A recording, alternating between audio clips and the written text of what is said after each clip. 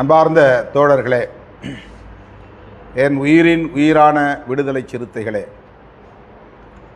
அனைவருக்கும் வணக்கம்.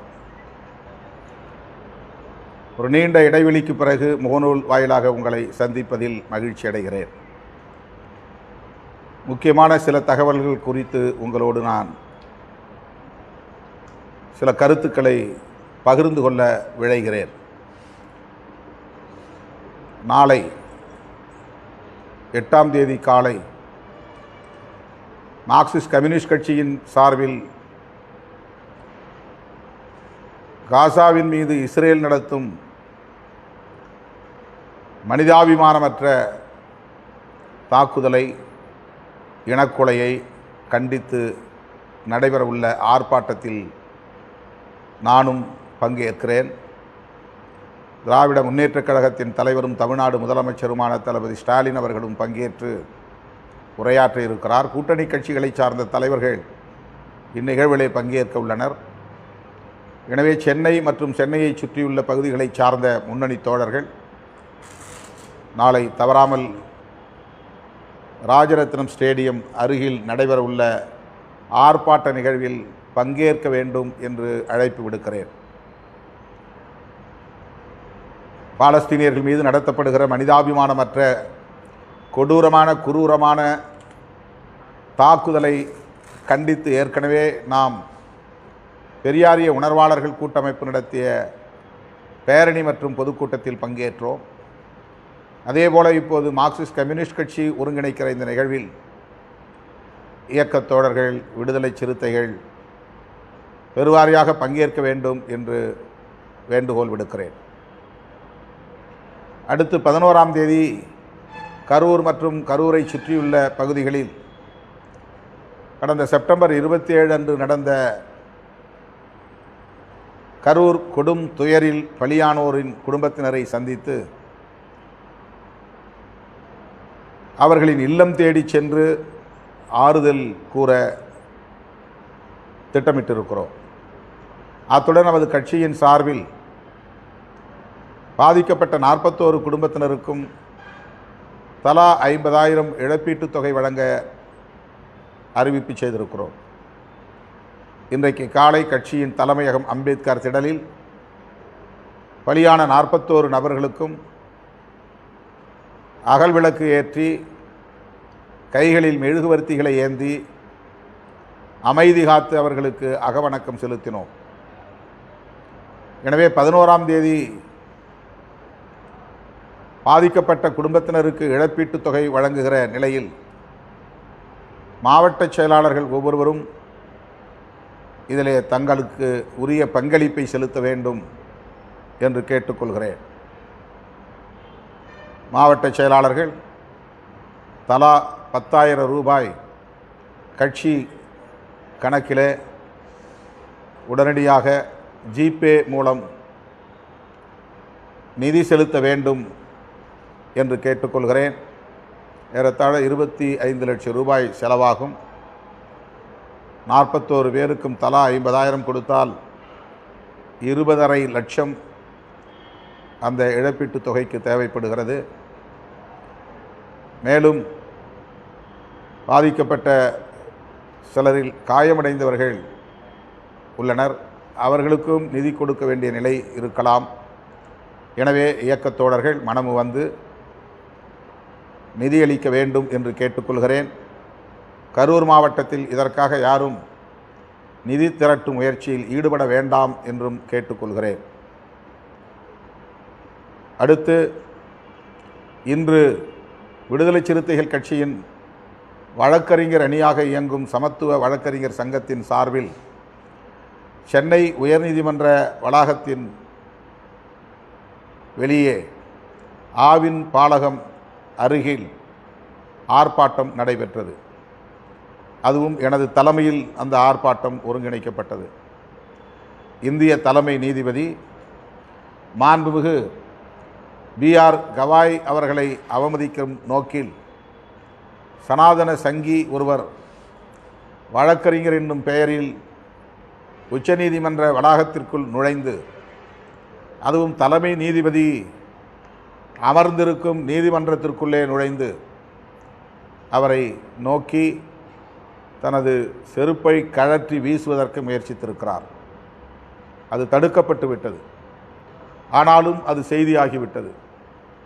நாடே இன்றைக்கு கொந்தளித்து போயிருக்கிற சூழலில் நமது கண்டனத்தை பதிவு செய்யும் வகையில் உடனடி எதிர்வினை என்கிற அடிப்படையில் சமத்துவ வழக்கறிஞர்கள் சங்கத்தின் சார்பில் எனது தலைமையில் உயர்நீதிமன்றத்தில் இந்த ஆர்ப்பாட்டம் நடைபெற்றது. இந்த ஆர்ப்பாட்டத்தில் சென்னை வழக்கறிஞர்கள் சங்கத்தின் தலைவர் மூத்த வழக்கறிஞர் திரு மோகனகிருஷ்ணன் அவர்களும், அகில இந்திய வழக்கறிஞர்கள் சங்கத்தின் செயலாளர் திரு சிவக்குமார் அவர்களும், மூத்த வழக்கறிஞர் சங்கரசுப்பு அவர்களும், வழக்கறிஞர் கிருஷ்ணகுமார் மற்றும் தோழமை இயக்கங்களின் வழக்கறிஞர்கள் சங்கத் தலைவர்கள் என்று பலரும் பங்கேற்றார்கள். நூற்றுக்கணக்கான வழக்கறிஞர்கள் பங்கேற்ற இந்த ஆர்ப்பாட்டத்தை சிறப்பித்தார்கள். அந்த ஆர்ப்பாட்டத்தில் நாம் 2 முக்கியமான கோரிக்கைகளை வைத்தோம். தலைமை நீதிபதி திரு B.R. கவாய் அவர்களை அவமதிக்கும் நோக்கில் செயல்பட்ட வழக்கறிஞர் ராகேஷ் கிஷோர் என்பவரை வழக்கறிஞர் தகுதியிலிருந்து முற்றாக நீக்க வேண்டும், ரத்து செய்ய வேண்டும். இது முதல் கோரிக்கை. 2வது கோரிக்கை, அவரை வன்கொடுமை தடுப்புச் சட்டம் மற்றும் சட்டவிரோத நடவடிக்கைகள் தடுப்புச் சட்டம் ஆகியவற்றின் கீழ் சிறைப்படுத்த வேண்டும் என்பதாகும். இந்த கோரிக்கைகளை வலியுறுத்தி உரையாற்றிவிட்டு நான் அடுத்த நிகழ்ச்சிக்காக அங்கிருந்து புறப்பட்டேன். கொஞ்ச தூரம் கடந்த நிலையில் மிக மிக அருகில்தான் ஆர்ப்பாட்டம் நடந்த இடத்திலிருந்து 1 நிமிடம் அல்லது 2 நிமிட தூரத்தில் தான் நான் கடந்திருப்பேன்.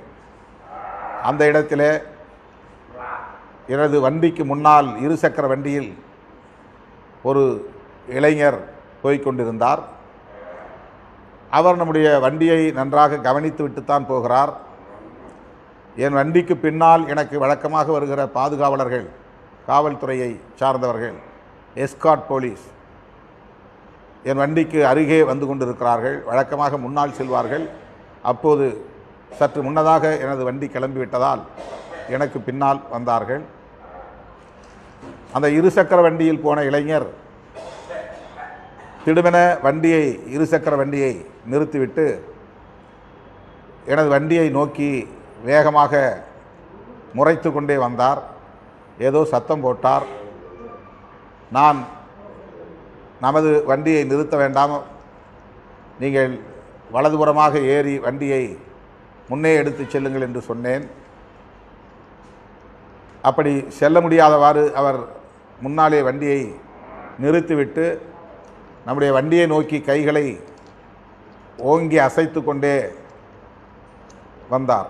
இதை பார்த்த எஸ்கார்ட் போலீஸ், என் பின்னால் வந்தவர்கள், அவர் ஏதோ வம்பிழுக்கிறார் என்பதை உணர்ந்து காரிலிருந்து இறங்கி வேகமாக எனது காரை கடந்து சென்று அந்த இளைஞரை தள்ளி செல்லுங்கள், ஒரு ஓரமாக நில்லுங்கள் என்று கேட்டுக்கொண்டார்கள். ஆனால் அவர் எஸ்கார்ட் போலீஸை பார்த்தும் கூட அந்த வண்டியில் நான் அமர்ந்திருக்கிறேன் என்பதை பார்த்தும் கூட வேண்டுமென்றே வம்பு இழுக்கிற மனநிலையில் நின்று கொண்டு ஏதேதோ கைகளை ஆட்டி அசைத்து பேசி கொண்டிருந்தார். நமது கட்சியை சார்ந்த முன்னணி தோழர்கள் அந்த இடத்திலே வந்ததும் கொஞ்சம் ஓரமாக தள்ளி நில்லுங்கள் என்று கேட்டதும் அவர்களிடமும் அவர் முறைத்து பேசியிருக்கிறார், வேகமாக பேசியிருக்கிறார்.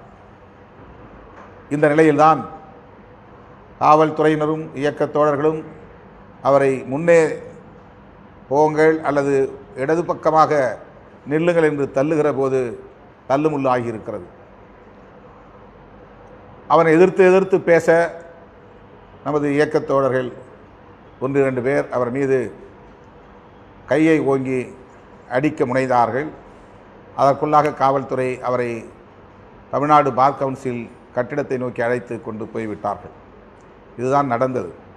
ஆனால் ஊடகங்கள் இதை ஊதி பெருக்கி ஏதோ நாம் திட்டமிட்டு அந்த இளைஞரை தாக்க முனைந்ததைப் போல அவரை அடித்து அவருக்கு மயக்கம் வந்து விட்டது என்றெல்லாம் செய்திகளை, அவதூறு செய்திகளை பரப்பி கொண்டிருக்கிறார்கள். அவர் என்னுடைய வண்டியை பார்த்துவிட்டுத்தான் இடதுபுறமாக எனது வண்டிக்கு முன்னால் போகிறார். ஆனால் வேகமாக போகவில்லை. வேண்டுமென்றே மிக தாமதப்படுத்தி வண்டியை ஓட்டி கொண்டு போகிறார். இடையிலே அந்த speed brake, Tamil Nadu bar council எதிரே ஒரு வேகத்தடை இருக்கிறது. இந்த வேகத்தடையிடம் போய் அவர் வண்டியை நிறுத்துகிறார். நம்முடைய வண்டி ஓட்டுநர் வழக்கம் போல ஆரன் அடிக்கிறார். பின்னால் இருக்கிற எஸ்கார்ட் போலீஸாரும் சைரன் சவுண்டு, அந்த ஒலியை எழுப்புகிறார்கள். எல்லாவற்றையும் தாண்டி வண்டியை நமது வண்டிக்கு முன்னால் நிறுத்திவிட்டு வருகிறார். வண்டி மோதவில்லை. நம்முடைய வண்டி அவர் வண்டியின் மீது மோதவில்லை, அல்லது அவர் வண்டி நம்முடைய வண்டியின் மீது மோதவில்லை. அப்படி விபத்து என்று சொல்லத்தக்க வகையில் எதுவும் நடக்கவில்லை. ஆனால் சிலர் விபத்து என்கிறார்கள், சிலர் நம்முடைய காரில் அவருடைய வண்டியில் நம்முடைய கார் போய் மோதியது என்கிறார்கள். இது எல்லாம் அப்பட்டமான தவறான தகவல்கள். அண்ணாமலை போன்றவர்கள் வரிந்து கட்டி கொண்டு உடனே இதற்கு வக்காலத்து வாங்கி நமக்கு எதிரான கருத்துக்களை பரப்புகிறார்கள். இந்த சங்கிகள் திரிபுவாதம் செய்வதிலே உலகத்திலேயே முதலிடத்தை பிடிக்கக்கூடியவர்கள். எல்லாவற்றிலும் திரிபுவாதம்தான். பொய் செய்திகளை பரப்புவது, அவதூறுகளை பரப்புவது, வதந்திகளை பரப்புவது, குழப்பங்களை ஏற்படுத்துவது, சமூக பதற்றங்களை உருவாக்குவது, இதுதான் அவர்களின் அரசியலே. அப்படித்தான் இந்த விவகாரத்திலும். உடனே நான் அங்கிருந்த தோழரிடத்தில் அந்த பிரச்சனையை அப்படியே விட்டுவிடுங்கள், அந்த பகுதியைச் சார்ந்த பூக்கடை பகுதியைச் சார்ந்த துணை ஆணையர் டெப்டி கமிஷனர் என்னை தொலைபேசியில் தொடர்பு கொண்டார். விடுதலை சிறுத்தைகள் இங்கே சில பேர் சாலை மறியலில் ஈடுபடுகிறார்கள், அவர்களிடத்தில் நீங்கள் எடுத்துச் சொல்லுங்கள் என்று கேட்டுக்கொண்டார். உடனே நான் வழக்குரைஞர் ரஜினிகாந்த் அவர்களை தொடர்பு கொண்டு பேசி, அந்த தம்பி எந்த நோக்கத்திலே வந்து பிரச்சனை செய்தாலும் பரவாயில்லை, அதை விட்டு விடுங்கள், பிரச்சனையை பெருசாக்க வேண்டாம், அவர் என்ன நோக்கத்தில் செய்தாலும் அது அவருக்கு உரியது, அதை நாம் பொருட்படுத்த வேண்டாம் என்று சொல்லி அவர்கள் அங்கிருந்து நம்முடைய தோழர்கள் கலைந்து விட்டார்கள். ஆனால் இதை திட்டமிட்டே நமக்கு எதிராக பரப்புகிறார்கள். சில தொலைக்காட்சிகள், சமூக ஊடகங்கள், வழக்கம் போல நம் மீது அவதூறு பரப்பக்கூடிய முக்கியமான தொலைக்காட்சிகள், அதுதான் அவர்களுக்கு வேலையே. அந்த தொலைக்காட்சியில் யார் யார் என்று உங்களுக்கு தெரியும். இதை இப்படி ஊதி பெருக்கி திசை திருப்ப முயற்சிக்கிறார்கள் இயக்கத்தோழர்கள். அதை பொருட்படுத்த வேண்டாம், அதை கடந்து செல்ல வேண்டும் என்று நான் கேட்டுக்கொள்கிறேன். தேர்தல் நெருங்க நெருங்க நம்மை சீண்டுவார்கள். நாம் மிகுந்த எச்சரிக்கையாக இருக்க வேண்டும். நம்மை ஒரு கருவியாக்கி தமிழக அரசியலை குழப்ப பார்ப்பார்கள். அதற்கு நாம் இடம் தந்து விடக்கூடாது. இன்னும் சொல்லப்போனால் பிஆர் கவாய் மீது நடத்தப்பட்ட இந்த மிக மோசமான தாக்குதல் முயற்சி திசை திருப்பப்பட வேண்டும் என்பதற்காக கூட அண்ணாமலை போன்றவர்கள் இப்படி பொய்யான செய்திகளை பரப்ப முயற்சிக்கலாம். இப்போது நான் வேண்டுகோள் விடுக்கிறேன், இயக்கத் தோழர்கள் அனைத்து மாவட்டங்களிலும் ஒருங்கிணைந்த மாவட்டத்தின் சார்பில் பிஆர் கவாய் அவர்கள் மீது செருப்பு வீச முயற்சித்த சனாதன சங்கி ராகேஷ் கிஷோர் மீது நடவடிக்கை எடுக்க வலியுறுத்தி ஆர்ப்பாட்டங்களை நடத்த வேண்டும் என்று கேட்டுக்கொள்கிறேன். முக்கியமான நீதிமன்றங்களில் உள்ள இயக்கத்தின் வழக்கறிஞர்கள் அடையாள ஆர்ப்பாட்டம் என்கிற வகையில் உடனடியாக ஆங்காங்கே இந்த ஆர்ப்பாட்டத்தை நடத்த வேண்டும். பிஆர் கவாய் அவர்கள் ஒரு தலித் என்பதற்காக அல்ல, அவர் இந்தியாவின் மிக முக்கியமான அதிகார பீடத்தில் அமர்ந்திருப்பவர். குடியரசுத் தலைவர், குடியரசு துணைத் தலைவர், பிரதமர் என்கிற வரிசையில் இடம்பெறக்கூடியவர்.